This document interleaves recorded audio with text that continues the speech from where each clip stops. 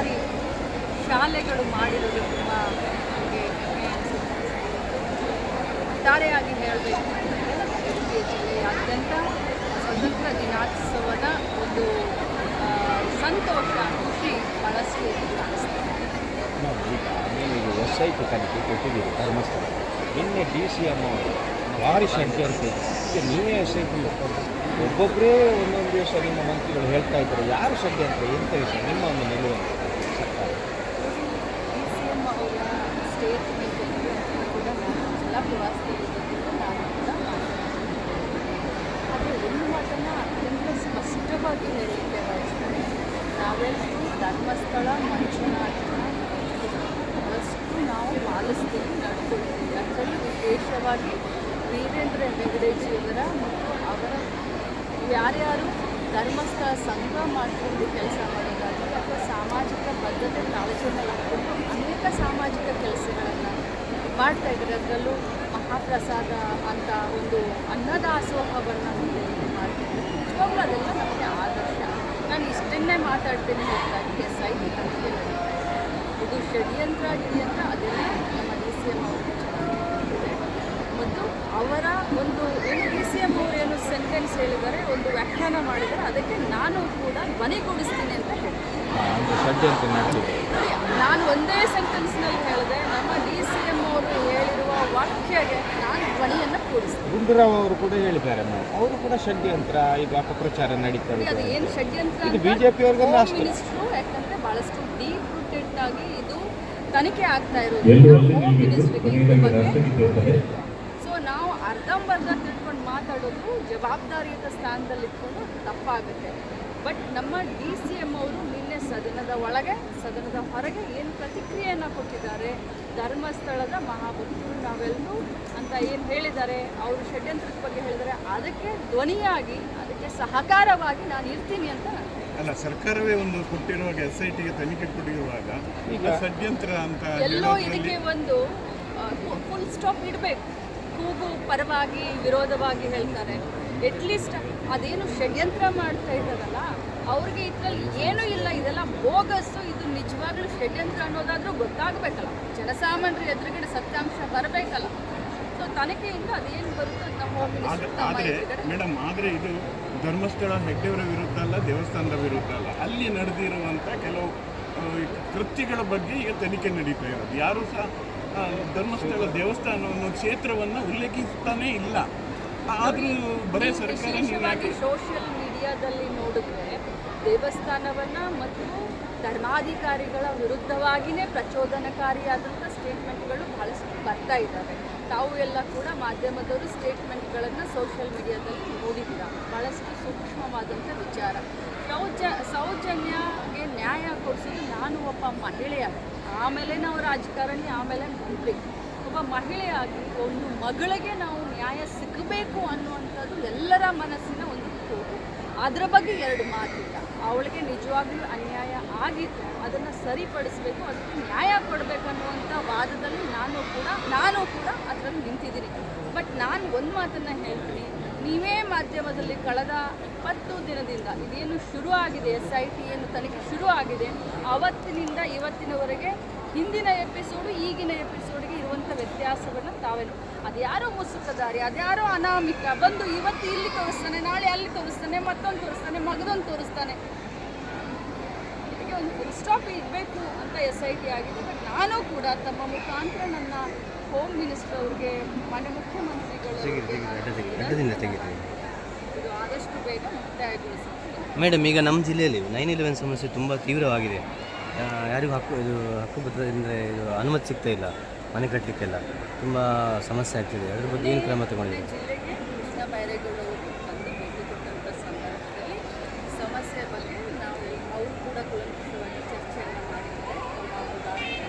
ಏನು ಕಂದಾಯ ಇಲಾಖೆಗೆ ಬರುವಂಥ ಎಲ್ಲ ಅಧಿಕಾರಿಗಳನ್ನು ಬೆಳಗ್ಗೆಯಿಂದ ಸಾಯಂಕಾಲದವರೆಗೂ, ಅದರಲ್ಲೂ 9/11ಗೆ ಉಡುಪಿ ಜಿಲ್ಲೆಯಲ್ಲಿ ಎಷ್ಟು ಕಷ್ಟ ಆಗಿದೆ ಅಂತ ನಮಗೂ ಕೂಡ ಗಮನಕ್ಕೆ ಬಂದಿದೆ.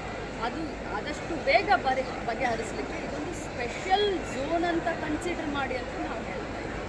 ಮಾನ್ಯ ಕಂದಾಯ ಸಚಿವರಿಗೆ ಆದಷ್ಟು ಬೇಗ ಬಗೆಹರಿಸಲಿಕ್ಕೆ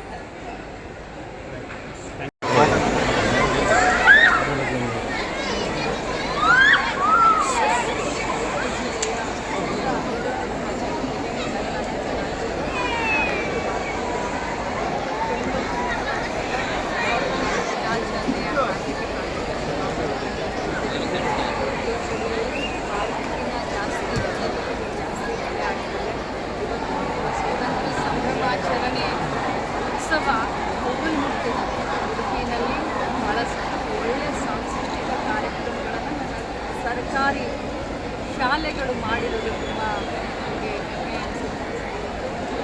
ಒಟ್ಟಾರೆಯಾಗಿ ಹೇಳಬೇಕು ಅಂದರೆ ಉಡುಪಿ ಜಿಲ್ಲೆಯಾದ್ಯಂತ ಸ್ವತಂತ್ರ ದಿನಾಚೋತ್ಸವದ ಒಂದು ಸಂತೋಷ ಖುಷಿ ಭಾಳಷ್ಟು ಕಾಣಿಸ್ತದೆ. ಈಗ ನೀವು SIT ತನಿಖೆ ಕೊಟ್ಟಿದ್ದೀರಿ ಧರ್ಮಸ್ಥಳ. ನಿನ್ನೆ DCM ಅವರು ಭಾರಿ ಷಡ್ಯ ಅಂತ ಈಗ ನೀವೇ SIT ಒಬ್ಬೊಬ್ಬರೇ ಒಂದೊಂದು ದಿವಸ ನಿಮ್ಮ ಮಂತ್ರಿಗಳು ಹೇಳ್ತಾ ಇದ್ದಾರೆ. ಯಾರು ಷಡ್ಯ ಅಂತ ಎಂತ ವಿಷಯ ನಿಮ್ಮ ಒಂದು ನಿಲುವು ಸರ್ಕಾರ? DCM ಅವರ ಸ್ಟೇಟ್ ಮೀಟಿಂಗ್ಗೆ ಕೂಡ ನಾನು ಜಿಲ್ಲಾ ಪ್ರವಾಸದಲ್ಲಿದ್ದು ನಾನು ಕೂಡ ಆದರೆ ಒಂದು ಮಾತನ್ನು ಅತ್ಯಂತ ಸ್ಪಷ್ಟವಾಗಿ ಹೇಳಲಿಕ್ಕೆ ಬಯಸ್ತೇನೆ. ನಾವೆಲ್ಲರೂ ಧರ್ಮಸ್ಥಳ ಮಂಜುನಾಥನ ಬಹಳಷ್ಟು ನಾವು ಪಾಲಿಸ್ತೀವಿ, ನಡ್ಕೊಳ್ತೀವಿ. ಅದರಲ್ಲೂ ವಿಶೇಷವಾಗಿ ವೀರೇಂದ್ರ ಹೆಗಡೆಜಿಯವರ ಮತ್ತು ಅವರ ಯಾರ್ಯಾರು ಧರ್ಮಸ್ಥಳ ಸಂಘ ಮಾಡಿಕೊಂಡು ಕೆಲಸ ಮಾಡೋದಾಗಲಿ ಅಥವಾ ಸಾಮಾಜಿಕ ಬದ್ಧತೆ ಕಾಳಜಿಯನ್ನು ಇಟ್ಕೊಂಡು ಅನೇಕ ಸಾಮಾಜಿಕ ಕೆಲಸಗಳನ್ನು ಮಾಡ್ತಾ ಇದ್ದಾರೆ. ಅದರಲ್ಲೂ ಮಹಾಪ್ರಸಾದ ಅಂತ ಒಂದು ಅನ್ನದಾಸೋಹವನ್ನು ಮಾಡ್ತಿದ್ದಾರೆ. ನಿಜವಾಗ್ಲೂ ಅದೆಲ್ಲ ನಮಗೆ ಆದರ್ಶ. ನಾನು ಇಷ್ಟನ್ನೇ ಮಾತಾಡ್ತೀನಿ ಹೊರತಾಗಿ SIT ತನಿಖೆ ನಡೀತಾ ಇದೆ. ಇದು ಷಡ್ಯಂತ್ರ ಅದೆಲ್ಲ ನಮ್ಮ DCM ಅವರಿಗೆ ಚೆನ್ನಾಗಿದೆ. ಮತ್ತು ಅವರ ಒಂದು ಏನು DCM ಅವರು ಏನು ಸೆಂಟೆನ್ಸ್ ಹೇಳಿದ್ದಾರೆ, ಒಂದು ವ್ಯಾಖ್ಯಾನ ಮಾಡಿದ್ದಾರೆ, ಅದಕ್ಕೆ ನಾನು ಕೂಡ ಧ್ವನಿಗೂಡಿಸ್ತೀನಿ ಅಂತ ಹೇಳ್ತೀನಿ. ಷಡ್ಯಂತ್ರ ನಡೆದಿದೆ.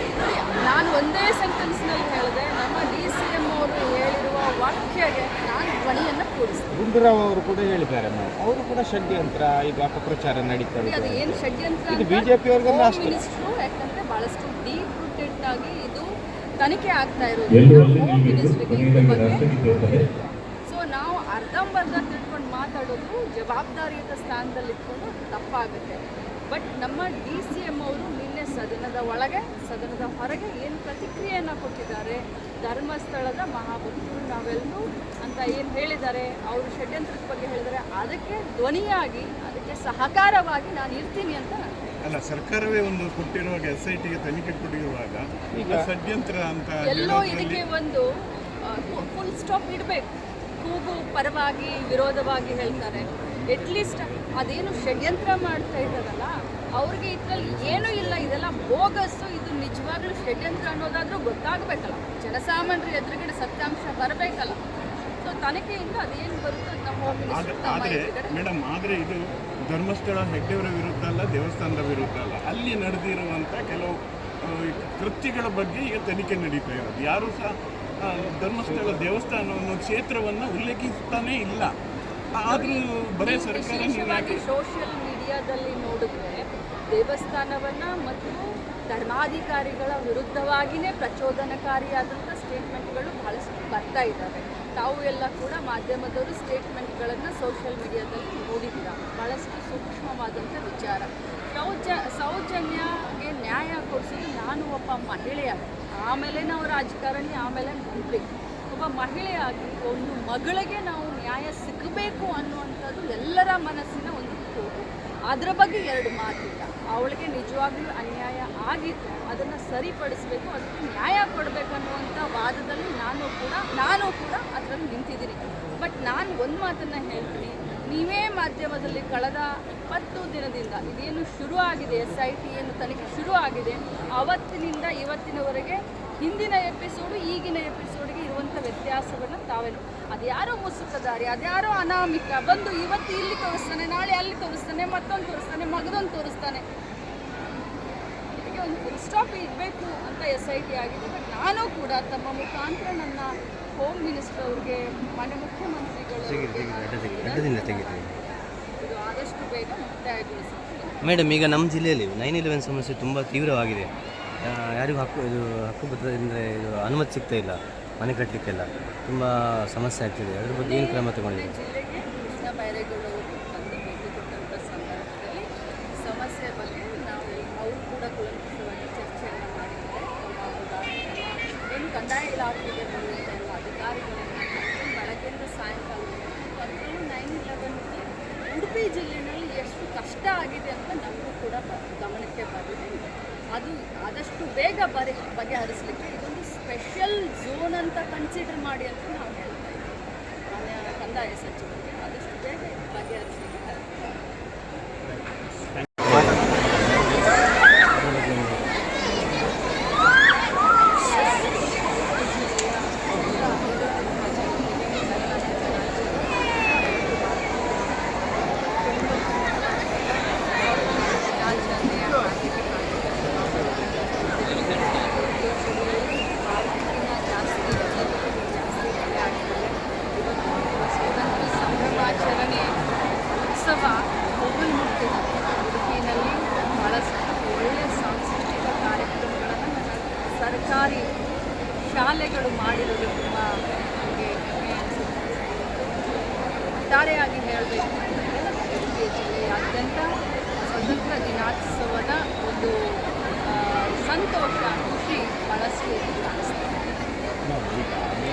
SIT ತನಿಖೆ ಕೊಟ್ಟಿದ್ದೀರಿ ಧರ್ಮಸ್ಥಳ.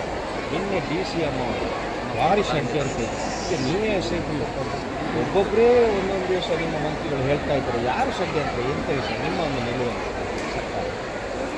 DCM ಅವರ ಸ್ಟೇಟ್ ಮೀಟಿಂಗ್ಗೆ ಕೂಡ ನಾನು ಜಿಲ್ಲಾ ಪ್ರವಾಸದಲ್ಲಿದ್ದು ನಾನು ಕೂಡ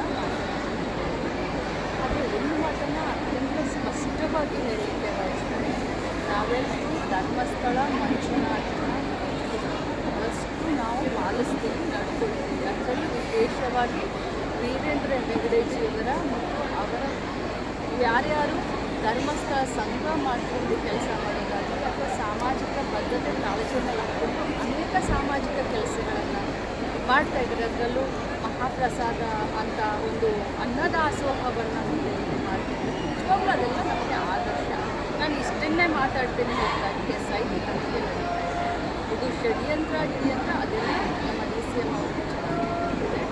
ಮತ್ತು ಅವರ ಒಂದು ಏನು DCM ಅವರು ಏನು ಸೆಂಟೆನ್ಸ್ ಹೇಳಿದ್ದಾರೆ, ಒಂದು ವ್ಯಾಖ್ಯಾನ ಮಾಡಿದ್ದಾರೆ, ಅದಕ್ಕೆ ನಾನು ಕೂಡ ಧ್ವನಿಗೂಡಿಸ್ತೀನಿ ಅಂತ ಹೇಳ್ತೀನಿ. ಷಡ್ಯಂತ್ರ ನಡೆದಿದೆ.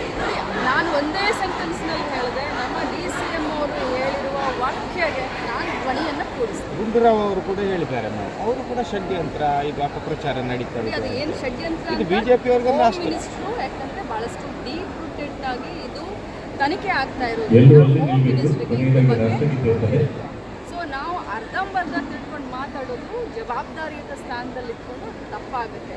ಬಟ್ ನಮ್ಮ DCM ಅವರು ನಿನ್ನೆ ಸದನದ ಒಳಗೆ ಸದನದ ಹೊರಗೆ ಏನು ಪ್ರತಿಕ್ರಿಯೆಯನ್ನು ಕೊಟ್ಟಿದ್ದಾರೆ, ಧರ್ಮಸ್ಥಳದ ಮಹಾಭಕ್ತರು ನಾವೆಲ್ಲರೂ ಅಂತ ಏನು ಹೇಳಿದ್ದಾರೆ, ಅವರು ಷಡ್ಯಂತ್ರದ ಬಗ್ಗೆ ಹೇಳಿದ್ದಾರೆ, ಅದಕ್ಕೆ ಧ್ವನಿಯಾಗಿ ಅದಕ್ಕೆ ಸಹಕಾರವಾಗಿ ನಾನು ಇರ್ತೀನಿ ಅಂತ ಅಲ್ಲ, ಸರ್ಕಾರವೇ ಒಂದು ಕೊಟ್ಟಿರುವಾಗ SITಗೆ ತನಿಖೆ ಕೊಟ್ಟಿರುವಾಗ ಈಗ ಷಡ್ಯಂತ್ರ ಅಂತ ಎಲ್ಲೋ ಇದಕ್ಕೆ ಒಂದು ಫುಲ್ ಸ್ಟಾಪ್ ಇಡಬೇಕು.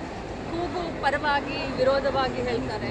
ಎಟ್ಲೀಸ್ಟ್ ಅದೇನು ಷಡ್ಯಂತ್ರ ಮಾಡ್ತಾ ಇದ್ದಾರಲ್ಲ ಅವ್ರಿಗೆ ಇದರಲ್ಲಿ ಏನೂ ಇಲ್ಲ, ಇದೆಲ್ಲ ಬೋಗಸ್ಸು, ಇದು ನಿಜವಾಗ್ಲೂ ಷಡ್ಯಂತ್ರ ಅನ್ನೋದಾದರೂ ಗೊತ್ತಾಗಬೇಕಲ್ಲ, ಜನಸಾಮಾನ್ಯರ ಎದುರುಗಡೆ ಸತ್ಯಾಂಶ ಬರಬೇಕಲ್ಲ. ಸೊ ತನಿಖೆಯಿಂದ ಅದೇನು ಬರುತ್ತೋ ನಮ್ಮ ಹೋಮ್ ಮಿನಿಸ್ಟರ್ ಆದರೆ ಮೇಡಮ್, ಆದರೆ ಇದು ಧರ್ಮಸ್ಥಳ ಹೆಗ್ಡೆಯವರ ವಿರುದ್ಧ ಅಲ್ಲ, ದೇವಸ್ಥಾನದ ವಿರುದ್ಧ ಅಲ್ಲ, ಅಲ್ಲಿ ನಡೆದಿರುವಂಥ ಕೆಲವು ಕೃತ್ಯಗಳ ಬಗ್ಗೆ ಈಗ ತನಿಖೆ ನಡೀತಾ ಇರೋದು. ಯಾರೂ ಸಹ ಧರ್ಮಸ್ಥಳ ದೇವಸ್ಥಾನವನ್ನು ಕ್ಷೇತ್ರವನ್ನು ಉಲ್ಲೇಖಿಸ್ತಾನೇ ಇಲ್ಲ. ಆದರೂ ಬರೇ ಸರ್ಕಾರ ಸೋಷಿಯಲ್ ಮೀಡಿಯಾದಲ್ಲಿ ನೋಡಿದ್ರೆ ದೇವಸ್ಥಾನವನ್ನು ಮತ್ತು ಧರ್ಮಾಧಿಕಾರಿಗಳ ವಿರುದ್ಧವಾಗಿಯೇ ಪ್ರಚೋದನಕಾರಿಯಾದಂಥ ಸ್ಟೇಟ್ಮೆಂಟ್ಗಳು ಬಹಳಷ್ಟು ಬರ್ತಾ ಇದ್ದಾವೆ. ತಾವು ಎಲ್ಲ ಕೂಡ ಮಾಧ್ಯಮದವರು ಸ್ಟೇಟ್ಮೆಂಟ್ಗಳನ್ನು ಸೋಷಿಯಲ್ ಮೀಡಿಯಾದಲ್ಲಿ ನೋಡಿದ್ದೀರ. ಭಾಳಷ್ಟು ಸೂಕ್ಷ್ಮವಾದಂಥ ವಿಚಾರ. ಸೌಜನ್ಯಗೆ ನ್ಯಾಯ ಕೊಡಿಸೋದು ನಾನು ಒಬ್ಬ ಮಹಿಳೆಯಾಗಿ, ಆಮೇಲೆ ನಾವು ರಾಜಕಾರಣಿ, ಆಮೇಲೆ ಮಂತ್ರಿ, ಒಬ್ಬ ಮಹಿಳೆಯಾಗಿ ಒಂದು ಮಗಳಿಗೆ ನಾವು ನ್ಯಾಯ ಸಿಗಬೇಕು ಅನ್ನುವಂಥದ್ದು ಎಲ್ಲರ ಮನಸ್ಸಿನ ಒಂದು ಕೂಗು. ಅದರ ಬಗ್ಗೆ ಎರಡು ಮಾತಿಲ್ಲ. ಅವಳಿಗೆ ನಿಜವಾಗ್ಲೂ ಅನ್ಯಾಯ ಆಗಿತ್ತು, ಅದನ್ನು ಸರಿಪಡಿಸಬೇಕು, ಅದಕ್ಕೆ ನ್ಯಾಯ ಕೊಡಬೇಕನ್ನುವಂಥ ವಾದದಲ್ಲಿ ನಾನು ಕೂಡ ಅದರಲ್ಲಿ ನಿಂತಿದ್ದೀನಿ. ಬಟ್ ನಾನು ಒಂದು ಮಾತನ್ನು ಹೇಳ್ತೀನಿ, ನೀವೇ ಮಾಧ್ಯಮದಲ್ಲಿ ಕಳೆದ 20 ದಿನದಿಂದ ಇದೇನು ಶುರು ಆಗಿದೆ, SIT ಏನು ತನಿಖೆ ಶುರು ಆಗಿದೆ, ಅವತ್ತಿನಿಂದ ಇವತ್ತಿನವರೆಗೆ ಹಿಂದಿನ ಎಪಿಸೋಡು ಈಗಿನ ಎಪಿಸೋಡ್ಗೆ ಇರುವಂಥ ವ್ಯತ್ಯಾಸವನ್ನು ತಾವೇನು, ಅದ್ಯಾರೋ ಮುಸುಕದಾರಿ, ಅದ್ಯಾರೋ ಅನಾಮಿಕ ಬಂದು ಇವತ್ತು ಇಲ್ಲಿ ತೋರಿಸ್ತಾನೆ, ನಾಳೆ ಅಲ್ಲಿ ತೋರಿಸ್ತಾನೆ, ಮತ್ತೊಂದು ತೋರಿಸ್ತಾನೆ, ಮಗದೊಂದು ತೋರಿಸ್ತಾನೆ. ಇದಕ್ಕೆ ಒಂದು ಫುಲ್ ಸ್ಟಾಪ್ ಇರಬೇಕು ಅಂತ SIT ಆಗಿದೆ. ಬಟ್ ನಾನು ಕೂಡ ತಮ್ಮ ಮುಖಾಂತರ ನನ್ನ ಹೋಮ್ ಮಿನಿಸ್ಟರ್ ಅವ್ರಿಗೆ, ಮಾನ್ಯ ಮುಖ್ಯಮಂತ್ರಿಗಳು ಇದು ಆದಷ್ಟು ಬೇಗ ಮುಕ್ತಾಯಗೊಳಿಸುತ್ತೆ. ಮೇಡಮ್, ಈಗ ನಮ್ಮ ಜಿಲ್ಲೆಯಲ್ಲಿ 9/11 ಸಮಸ್ಯೆ ತುಂಬ ತೀವ್ರವಾಗಿದೆ. ಯಾರಿಗೂ ಹಕ್ಕುಬದ್ಧದಿಂದ ಇದು ಅನುಮತಿ ಸಿಗ್ತಾ ಇಲ್ಲ, ಮನೆ ಕಟ್ಟಲಿಕ್ಕೆಲ್ಲ ತುಂಬ ಸಮಸ್ಯೆ ಆಗ್ತಿದೆ. ಅದ್ರ ಬಗ್ಗೆ ಏನು ಕ್ರಮ ತಗೊಂಡಿದೆ? ಜಿಲ್ಲೆಗೆ ಕೃಷ್ಣ ಬೈರೇಗೌಡರು ಬಂದು ಭೇಟಿ ಕೊಟ್ಟಂಥ ಸಂದರ್ಭದಲ್ಲಿ ಸಮಸ್ಯೆ ಬಗ್ಗೆ ಅವರು ಕೂಡ ಕೂಲಂಕಷವಾಗಿ ಚರ್ಚೆಯನ್ನು ಮಾಡಿದ್ದಾರೆ. ಏನು ಕಂದಾಯ ಇಲಾಖೆಗೆ ಬರುವಂಥ ಎಲ್ಲ ಅಧಿಕಾರಿಗಳನ್ನು ಬೆಳಗ್ಗೆಯಿಂದ ಸಾಯಂಕಾಲದವರೆಗೂ, ಅದರಲ್ಲೂ 9/11ಗೆ ಉಡುಪಿ ಜಿಲ್ಲೆಯಲ್ಲಿ ಎಷ್ಟು ಕಷ್ಟ ಆಗಿದೆ ಅಂತ ನಮಗೂ ಕೂಡ ಗಮನಕ್ಕೆ ಬಂದಿದೆ. ಅದು ಆದಷ್ಟು ಬೇಗ ಬಗೆಹರಿಸಲಿಕ್ಕೆ ಇದೊಂದು ಸ್ಪೆಷಲ್ ಝೋನ್ ಅಂತ ಕನ್ಸಿಡರ್ ಮಾಡಿ ಅಂತ ನಾವು ಹೇಳ್ತಾ ಇದ್ದೀವಿ. ಮಾನ್ಯ ಕಂದಾಯ ಸಚಿವರಿಗೆ ಆದಷ್ಟು ಬೇಗ ಬಗೆಹರಿಸಲಿಕ್ಕೆ. ಹೆಚ್ಚಿನ ವಿಡಿಯೋಗಳಿಗೆ ಪ್ರತಿಧ್ವನಿ ಯೂಟ್ಯೂಬ್ ಚಾನೆಲ್ ಸಬ್ಸ್ಕ್ರೈಬ್ ಮಾಡಿ, ಬೆಲ್ ಐಕಾನ್ ಕ್ಲಿಕ್ ಮಾಡಿ.